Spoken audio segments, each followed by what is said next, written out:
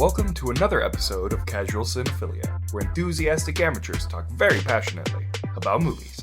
I'm Ian. I'm Lorian, and today we are talking about The Matrix Resurrections. Ooh. Spoiler warning. Yep. We're going to be spoiling Matrix Resurrections, and we're also going to be spoiling probably Matrix 1 through 3. Yeah. So be warned if you haven't seen those movies. We're going to be spoiling the matrices.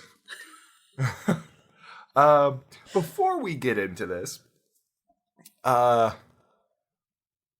than the two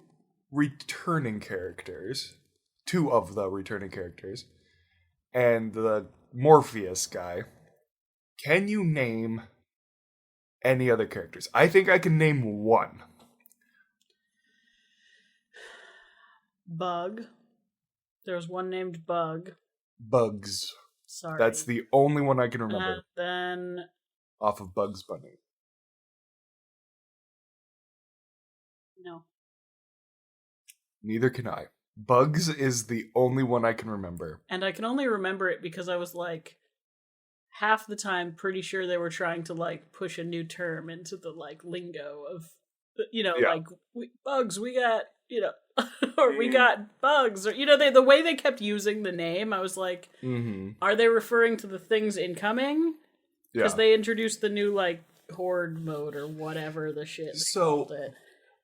Unlike you, I have not rewatched the original Matrixes recently. Sure. However, in the first Matrix, along with Neo, Trinity, and Morpheus, there's also Cypher, Switch, APOC, Rabbit, like Tank, all of those. Like those characters are so memorable that their names are like synonymous with me with Matrix. Mm-hmm.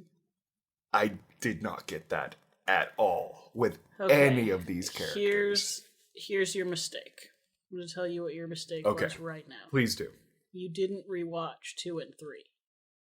The most recent Matrix you've watched is the first one, which is a great movie. Right. 2 and 3 are not. Yeah. I watched all 3 of them yesterday, and then the new one today. Ooh. So the first one, having a great time. It's great. And then the second and third one, I was like, oh, this is going to be good to temper my expectations, I think. And it was. So you enjoyed this one more. I don't know how much you enjoyed it, because I'm not in your brain, so I have no idea if I enjoyed it more. I wouldn't say I enjoyed it more than 2 or 3. And I wouldn't say I dislike 2 or 3. Mm-hmm. They're just not anywhere near on the same level as the first one. Right. And so it was like, okay, it's another Matrix sequel. I was like, I was on the level to be watching this. Gotcha. Okay. And if I had only watched the first one, I would have been massively disappointed. Yeah. And the thing is, I wasn't massively disappointed. Sure. Because again, I tempered my expectations of like, this is a sequel, 10 years after the last one came out or something like that? Or is it longer? The last one came out in 2003. Oh. The last 2 came out in 2003. Oh, okay. Yeah. So this is almost 20 years ago. Okay. Got it. Okay. So yeah. Oh, that hurts. Yeah. I remember seeing those in theater. Oh. But like, there was some entertaining. Like, this movie at times was entertaining. Oh yeah, for sure. It kind of got boring though at times to me. Sure. But I don't know. It wasn't bad. It just wasn't. It was good. The Matrix was a great movie. Right. Because it was new. Mm-hmm. The second and the third they felt more like fan fiction because, the Wachowskis didn't spend 2 decades writing them. The first one that they spent 2 decades writing succeeded, and then they spent 2 years writing 2 more. Right, yeah. And they felt like that. And they were also one continuous movie. I didn't remember this about them. but they are just one continuous movie. The second one literally ends mid-scene with "to be continued" flashing up on screen. Yeah. And they shouldn't have been, because it muddied everything, making it one long story instead of making it two separate stories. So in that aspect, this was better than second and third, in my opinion, because it did have its thing it wanted to accomplish, and it did it in one runtime. Yeah. Oh, so a few episodes back, we brought up The Matrix and how I had it in my mind that the Wachowskis directed the second one and the other directed the third one. Yeah, not true.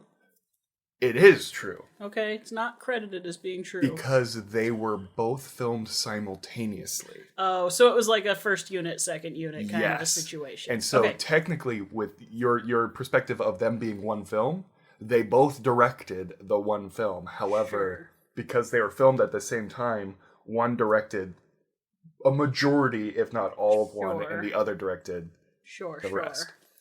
So, I still haven't found the proof, but I did find that they were filmed at the same time, which would make sense why they have such different feeling. Like, one is very kung fu, and I think you should rewatch them. I didn't get that vibe. Really? Yeah. I didn't get a significant... They felt like mush to me. Ah, okay. Maybe that's because I watched, once again, 3 Matrix movies in one day. I don't know if the human brain can handle that. I'm glad you didn't watch the fourth one in the same day. Well, you it was 10:30 by the time I finished the third one, and I was like, I'm not willing to stay up till midnight to watch another Matrix movie.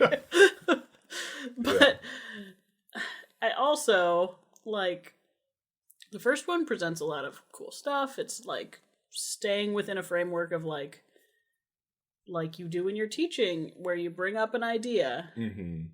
You bring up maybe a second tangential idea, but that relies on the knowledge presented in the first idea, and you conclude those ideas, and it's a fairly contained, like, the concept presented is the concept you end the lesson on. Right, yeah. The second and third and fourth do not do that. They're like, this idea is cool. Oh, and this one, and this all cool, so cool ideas. And there's just 7 million branching ideas. Yeah. So the first one, you can be like, I mean, it gets a lot of shit for being like pseudo-intellectual nerd crap that 90s nerds used to bolster themselves as intelligent. And there's an angle of it that I will support on that, but it is actually delving into different philosophical ideas and stuff in the first one. The psychosis of The Matrix is, I think, even like nowadays, even more prevalent. Oh, for sure. I'm saying that there's an element of it that's just nerdy bullshit, but the first one, at least, actually does do cool stuff with the concepts it's playing with. Yeah. Actual intelligent discourse over concepts that were becoming very important in 99. Right, yeah. The second and third feel a little more leaning into the, like, you know, it would be cool part of, like, nerdy intellectualism, where it's like, I took a psych class and I took a philosophy class and now I'm gonna write some cool shit. Yeah. Definitely. And this one did that also, I think. But it feels like The Matrix is one thing, and then the second, third, and fourth are Michael Bay films based on The Matrix. Yeah. Well, and I think, kind of going back to your view of the philosophy of it, with Resurrections, number 4, it felt like they were really trying to hammer home the, like, what's the not absurdity, the futility of choice.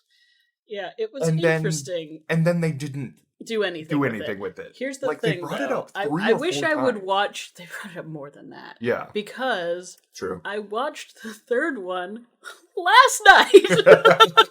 And the whole build up of the philosophical rat's nest in that one is that choice is the triggering problem that creates the one. Like, that is the problem with the Matrix, is choice. Yeah. So they like built up to that, and then immediately in the fourth, they're like, choice is this, and then 5 minutes later, choice is that, and then 6 minutes after that, and choice is this other thing, and choice is that. I think the thing that bugged kind of tiring. The thing that bugged me was they literally put out the hands of the red and blue pill a half a dozen times. Yeah. It's just like, yes, we get the symbology of that. And they changed the design of the pills. They did, yeah. That bugged me. I don't know why that bugged me. It wasn't as good. The originals were better. Yeah, they're simplistic. I don't know. These new ones were just too fancy, and I didn't like it. They look like those fancy quick release and timed release capsules. Sure. It's like, when you want to get out of the Matrix now, but also later. That's actually the thing that bothered me most about this film that you pegged on there, is the design of the film. Yeah. It wasn't good. And I don't know why. Because Neil Patrick Harris, great design. Mm-hmm. You know, like... Wasn't a fan of the writing of his character, but the design of him was good. Yeah, the design was good. And, you know, the new little sing and dance man, Agent Smith character. Yeah. You know, Christoph. The King.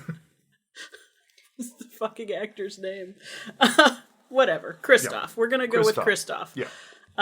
His design was fine. Mm-hmm. Didn't bother me.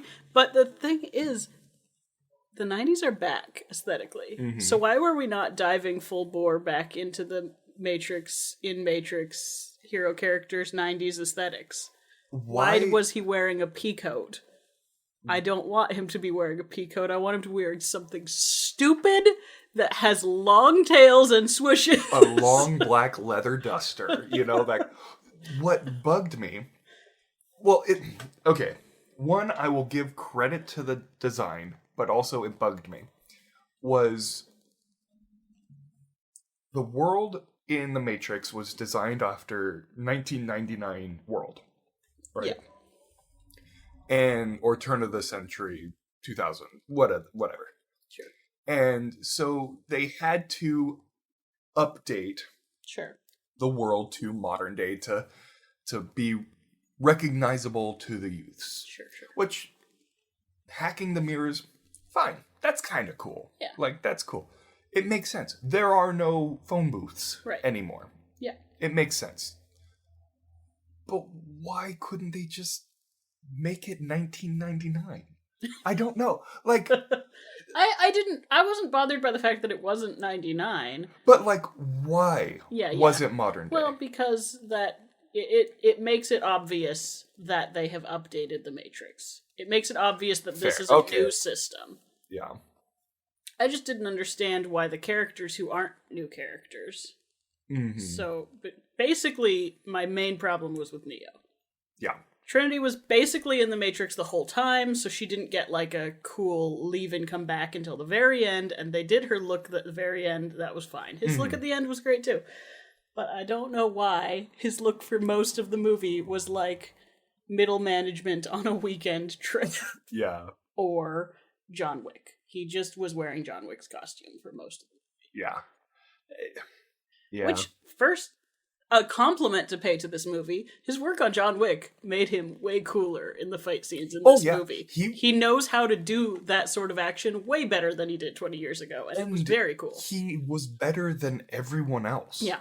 It was that was a point I was going to bring up. The action in this was boring. Yeah, it was boring. When it wasn't Neo. Yes. When it wasn't Keanu Reeves on screen, it was boring. Mm-hmm. When it was, you were like, wow, John Wick was really good for you, bro. When it was the fight between him and the Christoph Smith. Sure. Like, that was the best fight in... Christoph Smith. Now what? I will refer to him as nothing else, thank you.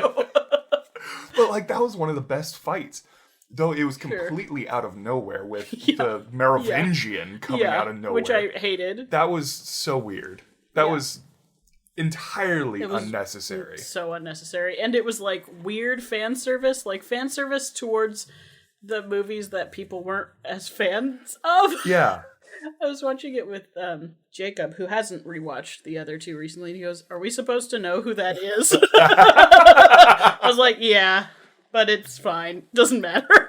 Yeah, that scene, other than the fight with Christoph Smith, had no point to the plot. It did not move the story forward one bit. Yeah. And that seemed like a lot of the fights. Also, the agents were... Oh my gosh, Maya, you gotta stay down. You're such a sweetie. The agents were nerfed. Like, they were not a threat anymore. Like, that was so weird to me. Like, immediate, before we even know what the fuck is going on, because the one thing that they did hold on to from The Matrix is, well, I won't even be able to say this. They didn't really hold your hand through the new stuff. But they grabbed you by the throat and looked in your eyes and said, oh, baby, listen, this is what's happening for all the backwards stuff. They showed so many fucking clips of stuff that I knew and didn't explain stuff I didn't know. The IMDb page is hilarious because we've got Lawrence Fishburne credited, Hugo Weaving, Gloria Foster, Joe Pantoliano, Marcus Chung, Julian Arahanga, Matt Doran. These are all actors from the first movie that are only in this in flashbacks. So much flashback. And not just flashbacks, clips from the movies. Yes. It wasn't just they got these actors back to play their character for a flashback. They were just clips from the movie. And the premise of using the flashbacks was sound. The premise of, we're trying to establish that he's having trouble figuring out if this game he designed is reality or if he's losing his mind. Using flashbacks from the old movie is perfect. But they did it so much. The concept was brilliant. Mm-hmm. The execution was subpar, honestly. But the concept itself was fascinating. Yeah. I thought it could have been cool. Yeah. I just thought, they lost it a little. Maybe didn't spend enough time in rewrites. Mm-hmm. You don't know how to feel about Neil Patrick Harris's character. I thought... Before you go. Okay. Neil Patrick Harris acted his heart out for this, and he did a great job with what they gave him. Yeah. But what they gave him, I felt was directionless to me. That's basically what I was going to say. I thought the idea of Neil Patrick Harris as that sort of character was great. Mm-hmm. I thought they didn't explain what his motivations or abilities or anything was near enough for me to care. Yeah. I thought it felt sort of like a cheap out to cast Kristoff as Smith instead of just move the fuck on. Yeah. There were things I was like, oh, it's the same, but the actors are too old now, so... So you needed young, new Smith and young, new Morpheus, because they're old now. Yeah. Yeah. I just don't know what they were trying to elicit from him. Yeah. I wasn't opposed to the concepts, and the execution wasn't very good, but that's kind of how I feel about all the sequels, frankly. Fair. That is fair. Sort of like, they're kind of fun. Would I just sit down and watch them if I were like watching Matrix movies? Yeah, probably. Mm-hmm. I'll add this one to the list. It'll be like, I'm going to watch The Matrix, and then it'll be like, I've had a few drinks, let's watch 2 through 4. It's fine. It's fun. So... It'll pass 6.5 hours of your life. More than that, actually. It's more like 7 hours of your life. This one's, what, 2.5 hours? Oh. And the others are both over 2 as well. Yeah. Ugh, so long. So, one aspect of the film that I did enjoy, but it was the most Michael Bay feel of the movie, was the friendly robots. Sure. Their design was straight Transformers. Sure. Those were not Matrix characters. They were too smooth. It felt like their motion, I don't know. The only physical robots you see. Gotcha. The only physical robots you see in Matrix 1 through 3 are the Sentinels, right? Basically. Which are scary, tentacled killing machines, right? Yeah. And so, or I guess you do see, like, the Harvesters. What you trying to get? The little tree bit? Tree bit. You see the Harvesters. Yeah. But everything's very mechanical. But it's been 60 years.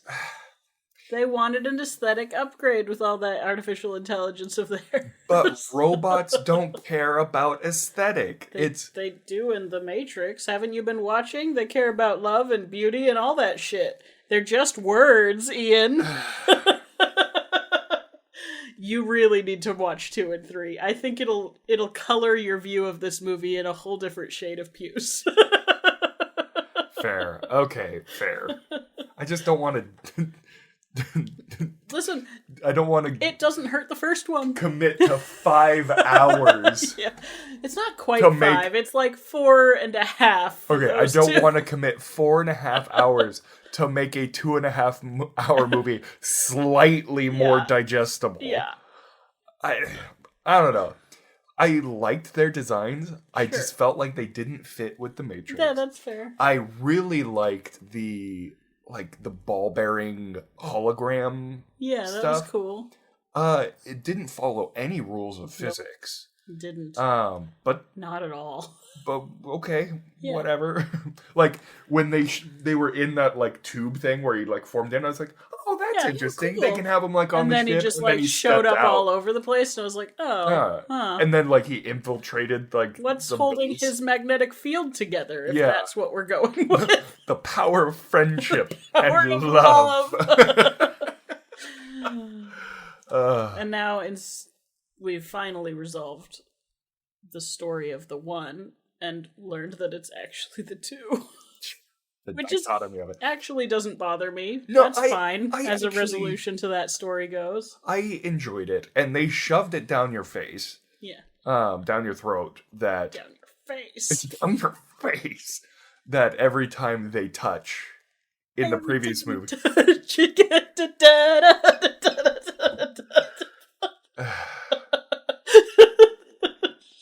Every time you see this movie now.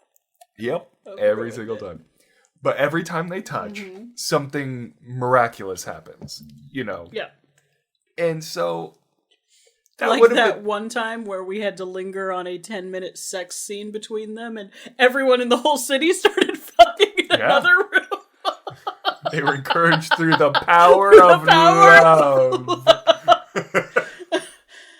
Oh, yeah, that's such an uncomfortable so many scene. People and I were discussing this weekend how does nobody remember just how like long and much and gratuitous the orgy scene is. You didn't remember it. I was the one who was like, yeah, and then there's the orgy scene. I remember and you're like, there there's was like not an orgy some scene. Sex scene, but I did not remember that it was like a full fucking orgy scene. Yeah. That's true. I was watching and I was like, oh, yep. Oh. This is sure happening. And it just keeps happening. And it's like all in slow motion. Yeah. Too. And you gotta watch Michael from Lost and Zoe from Firefly. just orgying it up. Not together, but no. you know, like... Yeah. Because I think they're like brother and sister-in-law? sister-in-law. Or something. Or brother and sister, yeah. Either way. Yeah, but they're going at it. They're just a bunch of people in a big old cavern. You know? Orgying it up. God bless America. Zion. Yeah. National Park. National Park. Known for all those orgies. Oh, man. So much funnier if you know anything about Zion. Google it. Oh, man. What was the name of the new place? Io? I think so. Which is a... Now, were they naming it after the moon? Or what the moon was named after? Because I'm pretty sure the moon is like a desolate hellscape. So it must be... Well, did you see any orgies? I mean, you got me there. You got me there. Just ball bearings floating around on their own will. Robots and an angry person angry old person impersonating Jada Pinkett Smith. No. Was that her? Yes. Oh my God. Because I also thought the same thing. I was like, who the fuck thinks this is how Jada Pinkett Smith should age? Apparently, and it's her. It's Jada Pinkett. She thinks she should have aged like Rose from Titanic. I was like, no, do better for yourself. Oh my God. Moisturize, please. I think the problem for me was the voice. Yeah. I could have gotten past the way they did her prosthetics and past the way she was walking, because, bone density problems happen, I get it. Yeah. But most people don't end up talking like the grandmother from Hansel and Gretel. Yeah. Out of the blue. Oh, Bill. I'm going to ground you. Oh, you've disobeyed an order. Right. Oh, no. You don't like it when I talk like an old lady. I do it so often. Io, daughter of Inachus in Greek mythology, lover of Zeus who was turned into a cow. Okay. Clearly named after that one.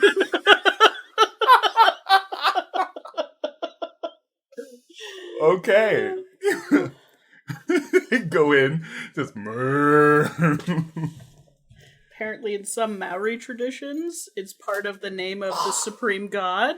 Io. So, you see people with Maori tattooing in the movies. Maybe that's true. what they were trying for. Maybe. Seems better than some random person who was turned into a cow. Daughter of Inachus. Greek. And what was the name of their ship? Missimides? It had too many letters. Wasn't nearly memorable as the Nebuchadnezzar. Yeah. Nebuchadnezzar. Did I mention I watched 3 Matrix movies in a row yesterday? And I only had wine for the last one, Ian. Nebuchadnezzar. Well, the new one's worse than that. The new one's There's too many M's and Y's for what was pronounced. Too many M's and N's right after each other. Nebuchadnezzar and the...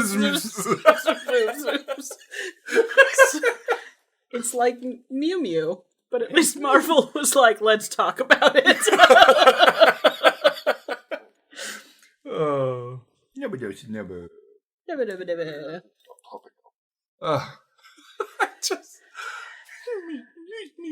There was one guy that looked really cool, and it was the guy with the bottle bleached blonde hair and goatee. I did like his design. Oh, don't hit your head on our microphone, Stinker. And you know why you liked his design? Because he looked like he walked straight out of fucking 1999. Yeah. He had the round reflective glasses, the bottle bleach hair and goatee, and he was wearing a like fucking weird ass cyberpunk raggedy suit. Yeah. He was designed like he was in the Matrix. He was a Matrix character. And like I liked Bugs. Sure. Yeah. Good character. Fun. She wasn't designed to be in the Matrix. She was a modern cyberpunk design. Yeah. And that's not what the Matrix is. But, Matrix is the here's the other thing, though. Of cyberpunk. It could have been. Stuff. I wouldn't have cared if they'd cut a strong visual line in either of those directions. Mm-hmm. But I didn't like the sort of lukewarm middle they selected. Yeah. Give me modern cyberpunk? Okay. Mm-hmm. No, yeah. Or go back to the Matrix aesthetic. Don't just give me this weird... like in between. Mid. It's like with the writing, they didn't want to commit to one philosophical idea. Well, they didn't want to commit to one aesthetic idea either. Yeah. I did appreciate that most of the fights seemed to be largely practical, though. Yes. The second and third, they were largely CG. Yes. And that was not good. Though... No wonder he thought his memories were a video game. The majority of them were. They were. my history as a PlayStation 2. I think the one thing that did bug me, though, I think it's what made the fight scene so boring for me. One was because the stunt work for the non-Neo was slow. Like, the punches felt slow. And then they put them in slow motion a lot of times, which made them feel even more slow. But the gunfighting, it was that same aesthetic of where, like, they were trying to do the Matrix, I'm cool, holding the guns in certain ways. But then, like, they weren't accurate enough. Like, there was SWAT guys in full tactical, like, positioning, shooting at these guys, holding and blasting from the hip, kind of doing the side-to-side thing. Sweeping instead of no doing... one hit each other. Yeah. Like, it was the weirdest thing. Yeah, if you're gonna do the stupid gung fu bullshit, then you've gotta make it look like you're actually doing it well. Like, the only, like, gun fight that was cool to me was when they were being swarmed. And, like, they were having to get away from the hundreds of people. And where it was the bleach blonde dude who was just like, bam, he was just headshotting people left and right. The best new character, bleach blonde dude. Yeah, he really What's his name? We should try and learn it if he's our favorite new person. Yeah, I have no clue. I don't know either, Maya. Was it Sequoia? No, because Sequoia was the dude with the tree tattoo on his upper... Sequoia, he was the hologram dude. Because his dad liked the tree. He wasn't a hologram dude. He was like the tech guy. In the Matrix, he was a hologram. Oh. Yes. Because he would show up for half a scene. Yeah. He was the operator on the ship. The operator. John Groff, was it you? Was it you? No. Groff? Nope. Not function. Is it Jude? Nope, not Jude. No, Jude was the most aptly named character in all of cinema history.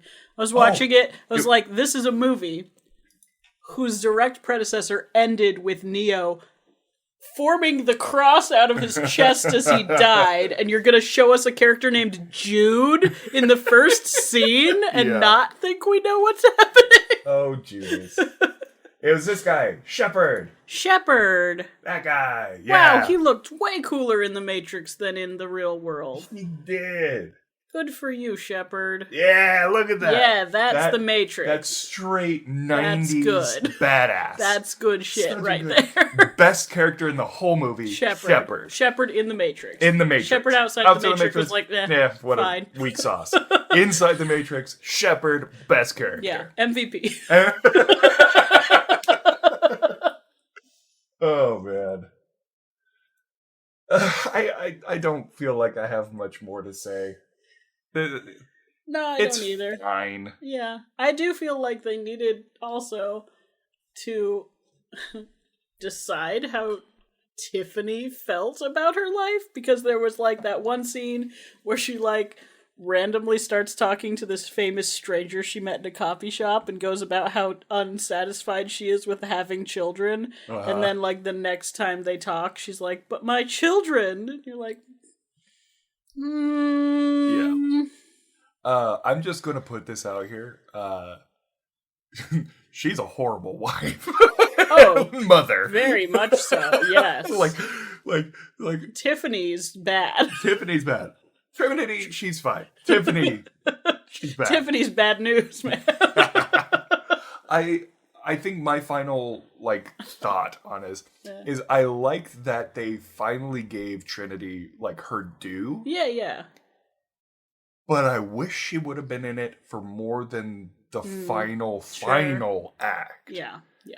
I wanted to see her. She was almost. Well, she was basically a different character till the literal button scene of the whole movie. And I would have liked that to have happened. Midway, top of the third. Yeah, midway or at the end of the second act, top of the third, and have the final act be her coming to grips and recognizing her true power and potential. Sure. Rather than it just being, well, I'm free. Power! Right. You know? It's like, sure, yeah, cool. But I want, like with The Matrix, he wasn't the one until the end. They also kept being like, I never believed I was the one. I was like, you did though. We spent 3 movies getting there. And then you walked blind into Robot City and made the sign of a cross. You believed you were the one, bitch. I saw it happen yesterday. You literally had a conversation with the architect who told you that you are part of the one prophecy. That this has happened many times. I believe you. What? You did. First off, you're lying, Neo. Stop lying. So basically, I guess what I'm saying is if you liked 2 and 3 and you just want to have a good time, watch 4. You'll have a good time. I mean, it's not... I mean, I said it's boring like 10 times now. As much shit as I'm giving it, I really didn't dislike it. Yeah, it wasn't boring enough or bad enough to make me turn it off. I sat down and watched it from beginning to end. It was enjoyable enough to do that. You just gotta know that The Matrix is different from its sequels. If you loved The Matrix, didn't bother with 2 and 3, and are thinking, maybe I'll see another Matrix film, don't. See 2 and 3 first, and then go see 4. Yeah. Still go see it, but temper your expectations. Mm-hmm. The Matrix sequels are not The Matrix, and they never have been. And they never will be. And they never will be. And that's fine. Yeah. But know what you're going into. Oh, man. So, do we want to talk about what we're watching next? Yeah. Nostalgia times 2. Times 2. We're going to be watching Ghostbusters Afterlife. Doing a bit of catch up from all of those millions of drops in November and December. Many movies came out. And though I think financially it kind of flopped, everything that I've heard is that it is actually a good movie. So I'm looking forward to it. Yeah. So look forward to our review of Ghostbusters Afterlife in our next episode. Yeah. And our patrons, Jenny, Jake, Pam, and Graham. Guys, keep this bus a rolling. That is the weirdest analogy. I apologize for that. We're a bus and we're rolling. Thanks to you. Thank you guys so much. We appreciate it. With that horrible analogy to cap off the Matrix episode, Matrix and buses are so synonymous. Let's just clarify. We did a Matrix episode. Go back and listen to it. It was somewhere in 2020. This is our Matrix Resurrections episode. They're different things. They are different things. If there's one thing I want to drive home in this episode, it's that the Matrix and the Matrix 2 through 4 are different things. Fair enough. And on that note, this has been another episode of Casual Cinephilia. Thank you for joining us. Bye. Vicious by Kevin MacLeod. You can find his music at incompetech.filmmusic.io.